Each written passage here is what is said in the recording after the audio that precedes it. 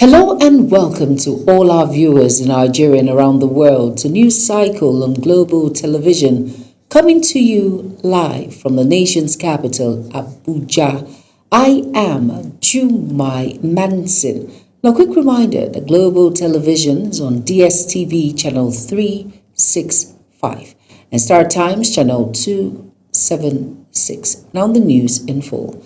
The Senate has passed an amendment to the 2026 Electoral Act bill seeking to establish a clearer legal framework for the handling of pre-election disputes ahead of the next general elections.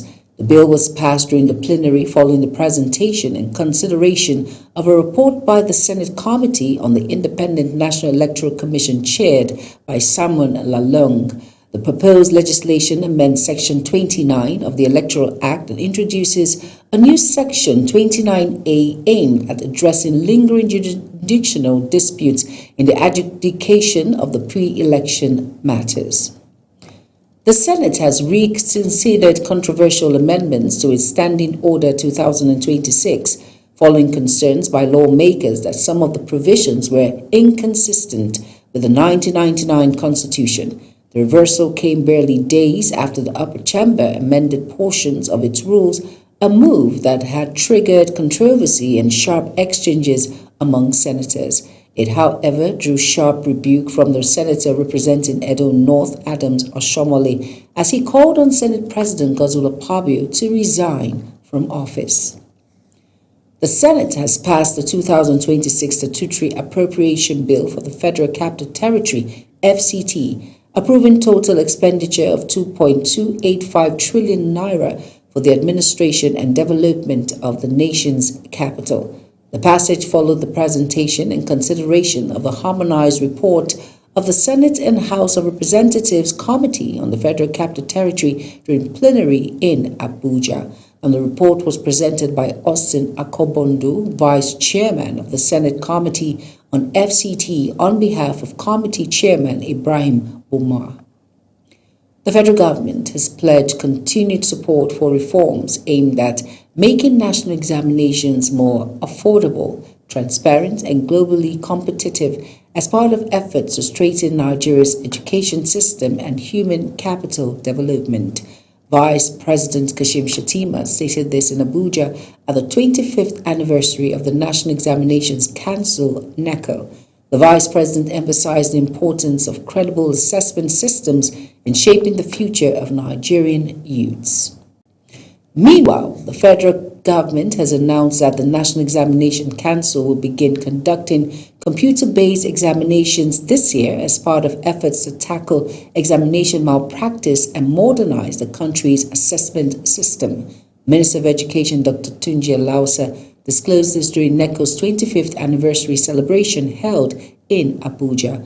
Alausa stated that the transition to technology-driven examinations marked a significant step in strengthening the credibility of public examinations in the country and enhancing Nigeria's competitiveness in global education standards. The National Association of Nigerian Students, NANS, has called on the federal government to urgently repatriate Nigerian students affected by rising xenophobic attacks in South Africa. Ubong Usoro tells us more. We apologize, that report will be brought in our subsequent bulletin. The Federal High Court in Abuja again adjourned indefinitely the suit filed by an African Democratic Congress chieftain, Nafiu Bala Gombe, challenging the party's leadership under the former Senate President, David Mark. Justice Emeka Uwete adjourned the matter Sunday after the plaintiff informed the court that he had applied to the Chief Judge of the Federal High Court for transfer of the case to another judge. At the resumed proceedings, counsel for the plaintiff, Luka Musa Haruna, told the court that the Supreme Court had on April 30th dismissed the interlocutory appeal earlier filed by Mark against the proceedings. The Federal High Court in Abuja has fixed May 25th for hearing in a suit filed by the Nigerian Democratic Congress, NDC, a political party seeking an order striking down sections 138 and 77 subsection 5 of the new Electoral Act 2026 Justice Umar fixed a date following a non-representation of lawyer to the Attorney General of the Federation, AGF, in court dispute being served with originating process and hearing notice. The party in the suit before Justice Muhammad Umar argued that two sections are inconsistent with the 1999 Constitution as amended. As fresh crisis may be brewing within the Obedient movement, as a fraction of the group has announced the expulsion of former Labour Party presidential candidate Peter Obi alongside his ally Yunusa Tanko. The group says it is not tied to any political party and cannot follow Obi's movement across political platforms. Our correspondent Ubong Osoro tells us more. At a meeting in Abuja, members of a faction of the Obedient movement announced the dissolution of leadership structures they describe as unauthorized and operating outside the founding framework of the movement. The group says individuals who assumed leadership roles without the consent of the regional founders are no longer recognized by the movement. From that perspective, I want you to see, we introduced the Obedient movement in 2022. We sold Peter Obi to Nigerians. It is also time we are selling the Obedient that started the game. Before we adopted Peter Obi, we started as Obedient, OBE. Among those listed are former Labour Party presidential candidates Peter Obi, Yunusa Tanko, and others appointed under what the group described as an unauthorized leadership structure that emerged after the 2023 general elections. The democracy of Nigeria cannot be dropped on the head of Peter Obi as an individual.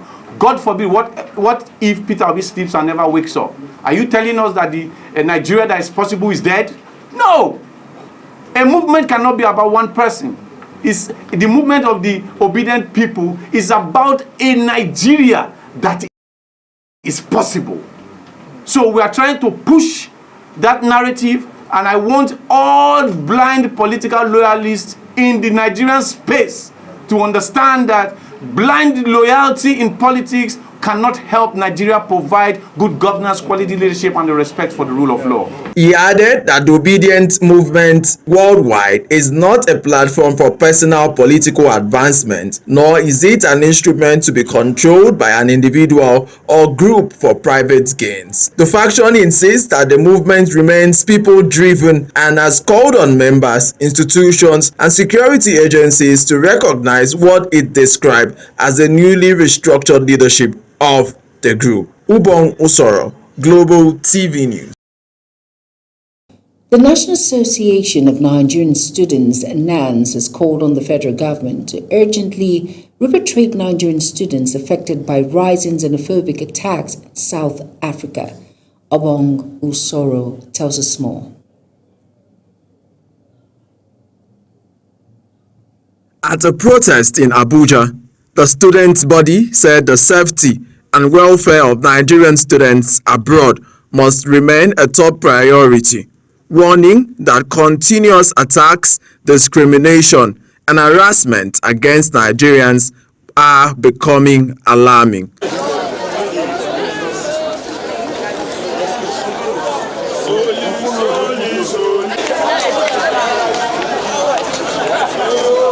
NANS also urged Nigerian diplomatic missions to intensify efforts in protecting citizens and engaging host countries to ensure safety and security of affected students. The association maintained that no Nigerian student should be left vulnerable in an unsafe environment, calling for immediate government intervention and support for victims. Ubong Osoro, Global TV News. Omolaye Sowore has asked Justice Muhammad Umar of the Federal High Court Abuja to rescue himself from his ongoing trial instituted by the Department of State Services DSS in Abuja. Global Television Ubong Osoro was there and tells us more. The request followed Justice Umar's ruling dismissing Showere's no-case submission in the alleged cyber-stalking and cyber-bullying case linked to President Bola Tinubu. Speaking after the court session, Showere maintained that the charges against him were politically motivated and insisted he would continue to defend his rights and freedom of expression. Whatever it will cost, we'll give it to it. And we already know their position, like I said. We knew from day one what this was all about. And we knew from day one that the DSS was in cahoots with those who filed the charges and the people who are presiding over the charges. So don't worry about me. Don't leave this place, except those of you who, of course, are going to be happy that the judge did something for you. Don't leave this place thinking that anything will stop. We are going to get harder against them until we liberate our country. Lead counsel to Showere, Marshal Abubakar, also faulted the ruling of the court, arguing that the defense was dissatisfied with the handling of the matter and had formally requested the judge to step aside from the case. My Lord held in his ruling that the prosecution has established a prima facie case that warrants us to enter a defense. That is new learning to me. It does not conform to the law as we know it and the requirements or justification for a no-case submission ruling. The case was adjourned to May 18, 2026 for continuation of hearing, although Showere's legal team had informed the court that they already have another matter scheduled for the same day. Ubong Osoro, Global TV News. You are watching the live broadcast of News Cycle. News Cycle continues after this weather forecast, plus business, foreign and sports stories on the other side of this break. Please stay with us. Glad to have you join us. We experienced a strong weather system that lingered from Thursday night into the early hours of Friday morning, bringing widespread thunderstorms, heavy rainfall, and strong winds in many locations. Now, heading into Saturday, a bit of relaxation in weather activities is expected, especially during the morning hours, although an exiting weather system will affect parts of Niger State, with prospects of morning thunderstorms in the coastal cities of Lagos, Rivers, Bayelsa, Cross River, and Akwa Ibom states. Going into the afternoon and evening hours of the day, these thunderstorms will build once again to affect the southern region of the country, as well as parts of the Federal Capital Territory, Kogi, Kwara, Niger, Kaduna, and Taraba states. That's the forecast for Saturday. I am Theodora Itzum. Thank you for watching.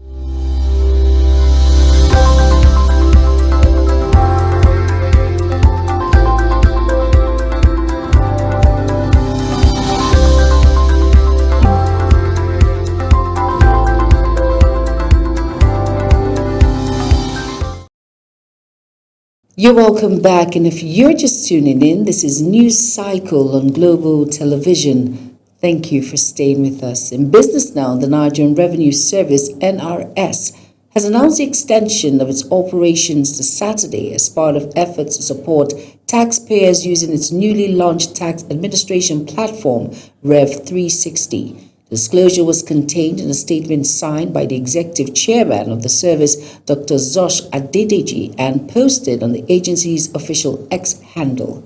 The development becomes important as the service prepares for the June peak period for tax filing. The rising cost of fuel continues to place pressure on Nigerians, with commuters and transport operators struggling to cope with increasing transport fares and high cost of living. Many citizens say the effect of fuel subsidy removal are still being felt across the country. Kabir Hassan reports. 2023, President Tinubu was elected as Nigeria's president. Shortly after his inauguration, he removed fuel subsidy as part of his administration economic reforms. Since then, fuel prices are sharply rising across Nigeria, with many Nigerians feeling the impact. Today we are out on the street of Abuja to hear what Nigerians can say about fuel subsidy and fuel hike across the country. Across major roads and bus stops, the effect of rising fuel prices continue to shape the daily lives of many Nigerians. For commuters, transportation has become more expensive, while commercial drivers say the operating costs are becoming increasingly difficult to manage. In some areas, passengers are forced to wait for long hours due to the shortage of vehicles on the road.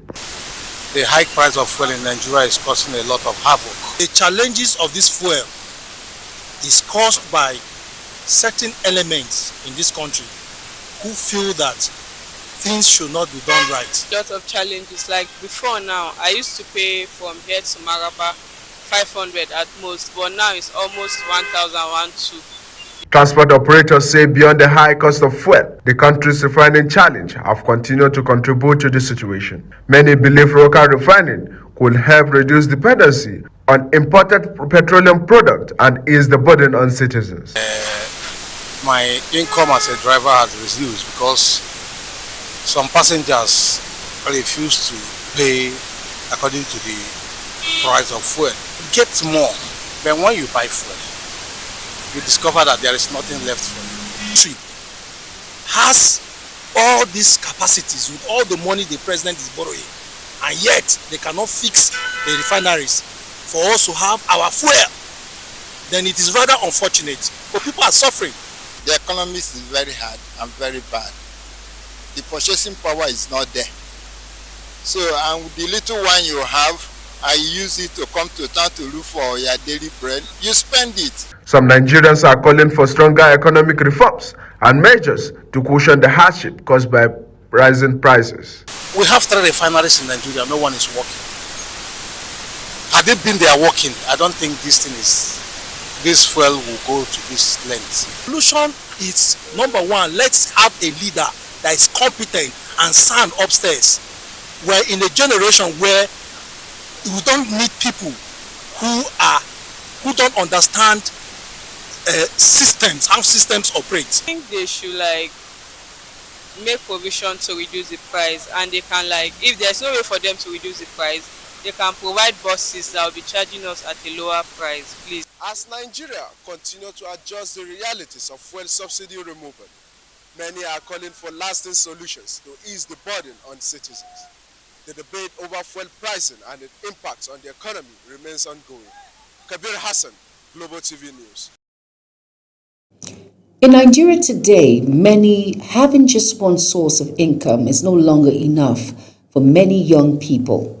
Faced with rising living costs and limited job opportunities, a growing number of youths are turning to side hustles to survive and stay afloat. Our correspondent Sadato Garba has details. Across major cities and small towns, Nigerian youths are redefining what it means to work. From online businesses and ride-hailing to fashion, photography, and content creation, side hustles have become a way of life. This shift is largely driven by unemployment and underpayment. Today, millions of young people struggle to find stable jobs, with past estimates putting youth unemployment at a high. As a result, many are forced to create their own opportunities. Side hustles for every Nigerian youth is a must have, because you must survive. It's not even wise for any Nigerian youth not to have a side hustle, because how can you survive on just something 9 to 5? 9 to 5 that doesn't even take care of, 24 hours is no longer 24 hours anymore, so you need side hustle. The rise of side hustles is also being fueled by Nigeria's rapidly growing digital economy. With many young people gaining access to smartphones and the internet, opportunities in freelancing, social media influencing, and online trading are expanding. The way things are going, me and you know that Nigeria is not a country that you focus on one job, because it's very obvious that you might not even survive depending on the kind of job you are doing. That is apart from the side hustle, the one that you are doing, the salary one that you are doing, apart from the side hustle. At the same time, traditional small businesses, often referred to as nano or micro enterprises, are booming as youths turn to petty trading and services to earn income. Analysts say the informal sector has become a critical safety net, absorbing millions of young Nigerians who are unable to secure formal employment. Obviously, you cannot just survive on one particular source of income, so you have to have multiple to keep you going. If one is failing you, the next one should be able to hold you up to some extent.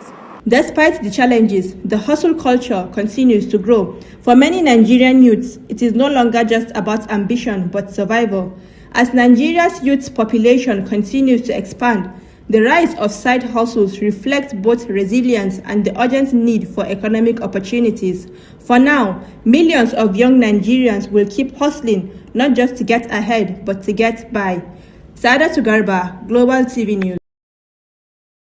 And on the foreign scene now, United States Secretary of State Marco Rubio says the United States is expecting a response from Tehran on its latest peace proposal as diplomatic tensions continue to rise in the region. Iran says it has seized an oil tanker in the Gulf of Oman and redirected it to its southern coast amid growing maritime tensions involving key international shipping routes. Overnight, the United States and Iran exchanged naval attacks in the Strait of Hormuz, with U.S. strikes also reported on 2 Iranian ports. While violence continues in southern Lebanon, where Israeli strikes have killed several people, including a paramedic. Meanwhile, a U.S. warplane disabled 2 Iran tankers to enforce a port blockage after Washington's top diplomat said it has awaiting Tehran's response to the latest proposal deal to end the Gulf conflict. U.S. Central Command said a FA-18 Super Hornet had used precision munitions on the 2 ships to prevent them from continuing to Iran, as Iranian media reported sporadic clashes with U.S. vessels in the Strait of Hormuz.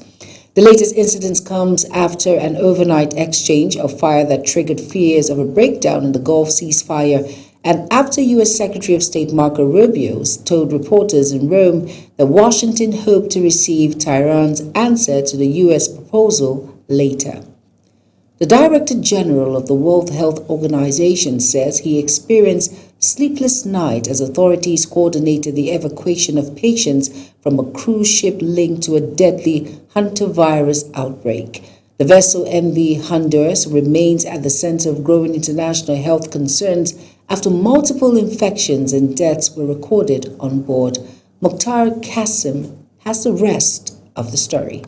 World Health Organization Director General Tedros Ghebreyesus says global health authorities are closely monitoring the hantavirus outbreak linked to the cruise ship MV Honduras. 3 patients were evacuated from the vessel on Wednesday as officials worked to contain the outbreak, which has already claimed several lives and raised concerns across multiple countries. Speaking to AFP, Tedros admitted the situation had been emotionally intense for health officials coordinating the emergency response. We have about 8 cases now suspected, and 3 of the patients have been evacuated just a couple of hours ago. Last time actually it was a bit of a sleepless night because we have been preparing for this evacuation. And very soon the ship will start sailing, and then of course to the Canary Island, and from there of course the rest of the passengers will move to their respective countries. And despite concerns surrounding the outbreak, the WHO chief stressed that the current situation does not mirror the early stages of COVID-19 pandemic.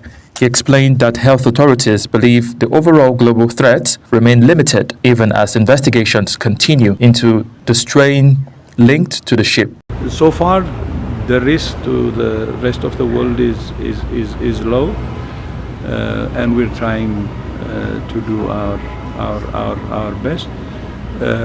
We have already now some medics added, who joined the ship, including staff from WHO, and we will continue to monitor and support the people in the ship, and also monitor the situation outside that.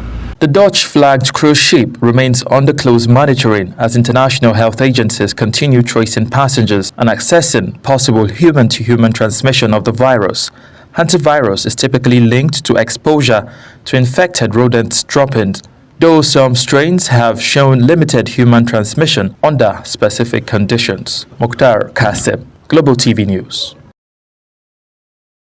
In sports news now, the Nigerian Football Federation has announced the appointments of Abdul Mekeba and Eboboriste Uwejamomore as head of coaches of the men's national under-20 and under-17 boys national team, respectively. Mekeba and Uwejamomore appointment followed the reshuffling of the backroom of all age-grade national football teams.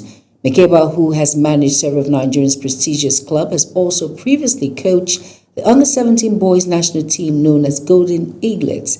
He was assistant coach of under-20 boys Flying Eagles during the period Paul Abeogun served as head coach. The International Olympic Committee, IOC, has moved to ease restriction on Belarusian athletes with maintaining its suspension of Russia from competing under its national flag, in a decision that continues to reflect the fallout from the war in Iran. In reports, it says in guidance issued to international sports federations and event organizers, the IOC Executive Board said Belarusian athletes should no longer be broadly restricted from competing under their national symbols, but confirmed that Russia's suspension remains in place. The IOC reiterated its position that sports should remain separate from political conflict.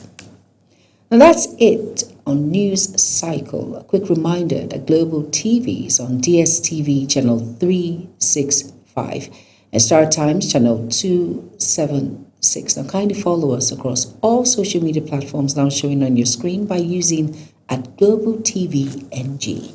I am Jumai Manson. Thank you for watching.